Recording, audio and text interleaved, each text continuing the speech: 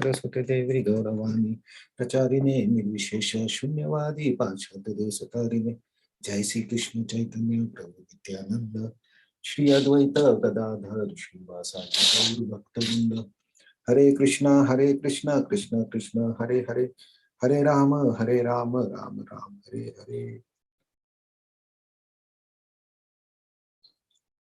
Mukham karoti vachalam pangum langate girim yat kupatam vande Shri Guru Dinatarine. Hare Krishna. So today we'll see, I think this is the last verse of this chapter. So here Krishna, after summarizing about Kshetra, Kshetragya, and Atma and Prakriti, then he told, Krishna told, right, we should understand that all the activities are done by the Prakriti. The soul is independent of them. Soul does not enforce the activities because of its wrong identification. It thinks that it is doing the activities. Then he gave the example, na karoti na lipyate, the example of Akash, the sky, and the example of sun. So the Akash or the sky contains everything. So, but it does not get entangled. But the difference is the soul actually influences the body. So for that example is given of the sun, last verse. The sun, though it is far, far away from us also and all the planets also, still we can feel its light, we can feel its heat. Also, by the sun's presence, actually many activities are done. Like the sunrise happens, then all the world starts moving. With the sun, actually the plants also grow. With the sun, rain also happens by sun's heat, right? So just the so, but all these activities, when the plants are growing or the rain is, it's raining, or the we are moving, sun itself is staying there. It's not getting mixed up with our activities. Sun is independent of us, but because of sun, all the activity starts. So similarly, the soul, though it is in body, it makes all the activities. So by the consciousness, that's explained in the last verse. So now here Krishna gives very encouraging statement. Let's just see. Kshetra kshetra kayoryevam. Kshetra kshetrangyorevam Antaram jnana chakshusha. Antaram jnana chakshusha Bhuta prakriti moksham cha. Bhuta prakriti moksham cha Ye viduryanti te param. Ye viduryanti te param. Okay, please chant. Kshetra kshetrangyorevam Antaram jnana chakshusha Bhuta prakriti moksham cha Ye viduryanti te param. क्षेत्र क्षेत्रज्ञयोरेवम् अन्तरं ज्ञानचक्षुषा भूतप्रकृतिमोक्षं च ये विदुर्यान्ति ते परम्.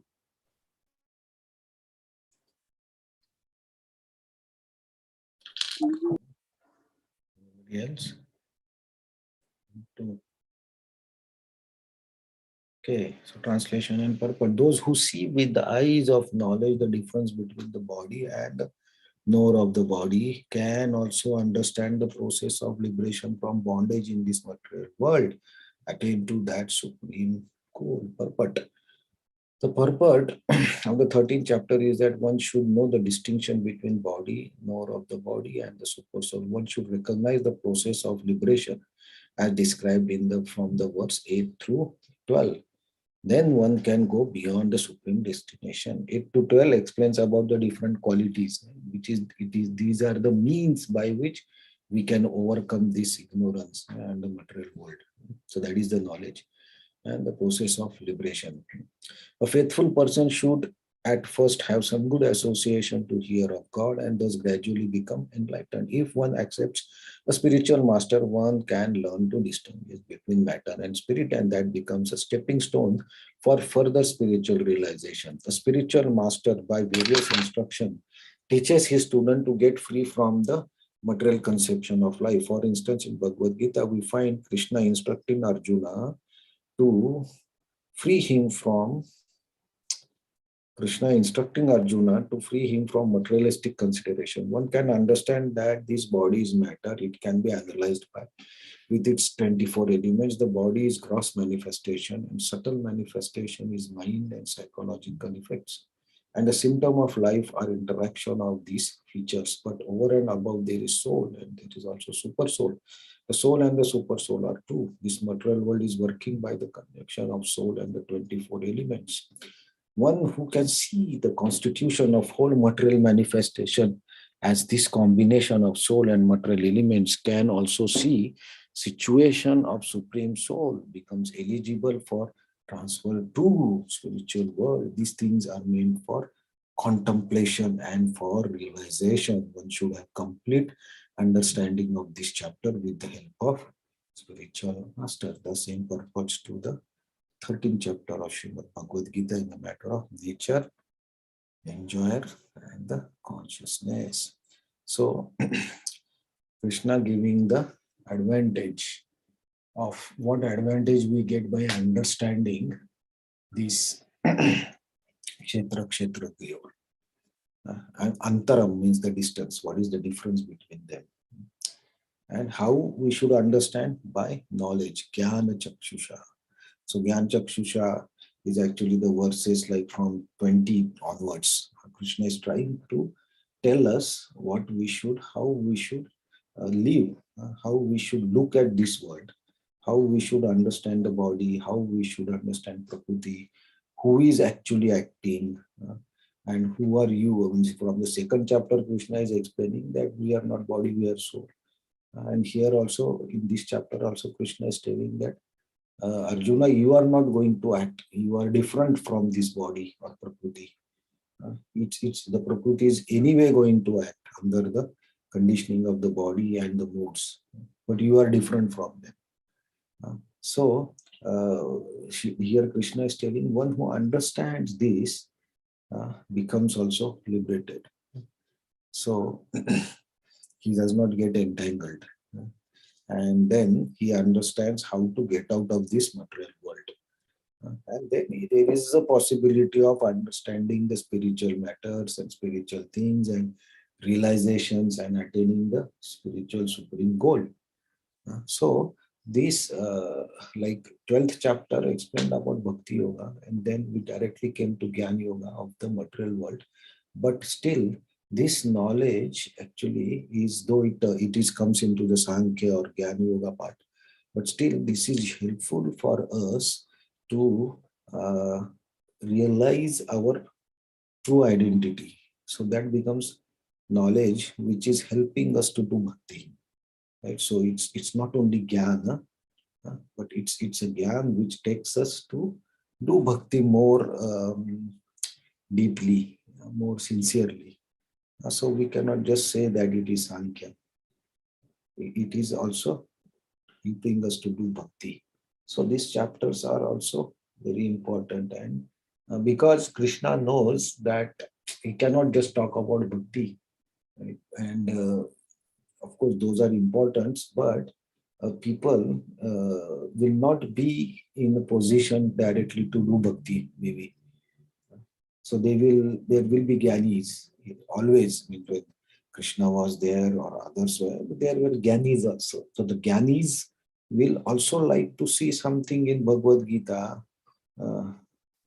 for their interest. And Gyanis, generally a knowledgeable person or who are intellectual people, you can observe this. Those people, they don't like the simple things.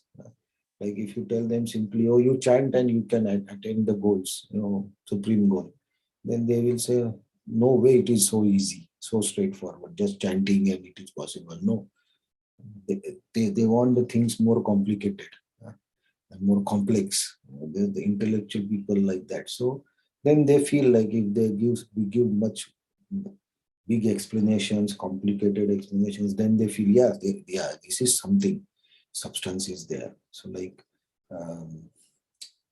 We have so many, common example is there are so many gyms and yoga studios and yogas. If you go to YouTube, you will find unlimited number of videos, how you can become lean, how you can become lose weight, how you can become more muscular. So many videos are there for each age group and so many things, right? So, and on YouTube also, and if you go outside, walk on the street, you can see every corner there is gym or there is yoga studio, something is there. Okay, but this is current way of living, right? Going to gym and yoga studio and all. But if you go maybe 30, 40 years back, there were not so many yoga studios and gyms and everything. The main exercise that everyone used to do was playing on the ground or walking or some body weight, some will do. But otherwise, mostly walking was the and running was the major exercise. That keeps you healthy. You don't gain weight, you remain healthy, your mood is good, you look bright. So walking is a simple way to be healthy. But if you tell this to everyone, people will say, how come this will be so easy? Just by walking, you can get.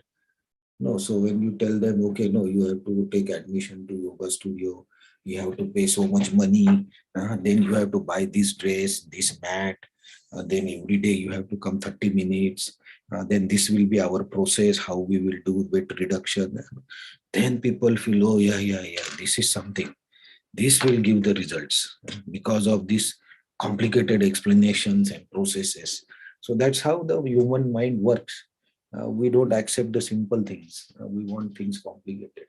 And so here, so Krishna also giving the Gyanis what they look for.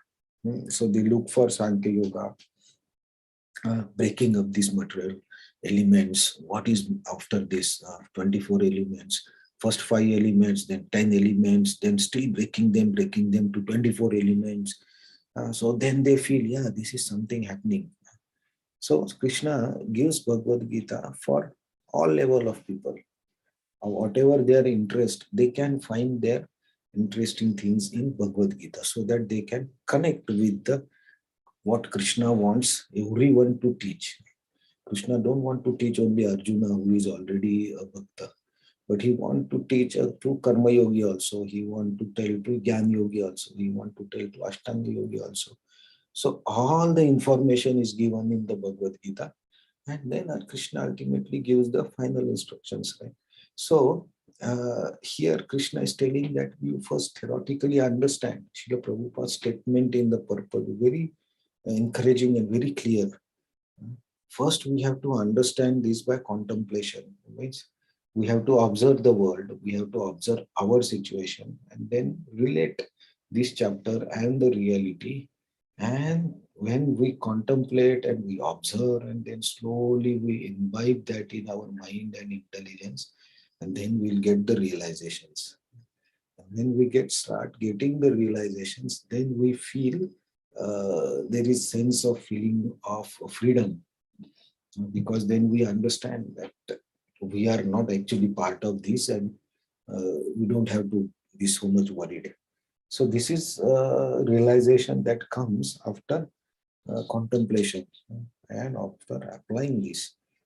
So we have to, with the Gyan Chakshusha, understand this material world, how it is made up of, how the soul and the super soul is different from it, and the soul and super soul have different nature, and their goal is different. And then slowly we will get to a higher consciousness, which helps us to understand more spiritual things. Right? So the next chapter will go into the more details about the material world. So how the Prakriti is working. The Krishna said the Prakriti works automatically. The senses and the body, they work. So how that works. So Krishna explains that in the, I think, the next chapter. The three gunas. Right? The next chapter is gunas, three modes of material nature. Yeah, so how Prakriti works, it works under the gunas, Krishna tells. So we'll see these verses, this chapter from tomorrow. Hare Krishna. Thank you very much. So anybody wants to comment anything or add anything?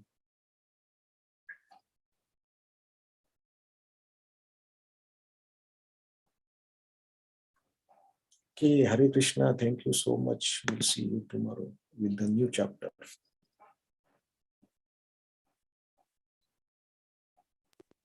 Thank you so much.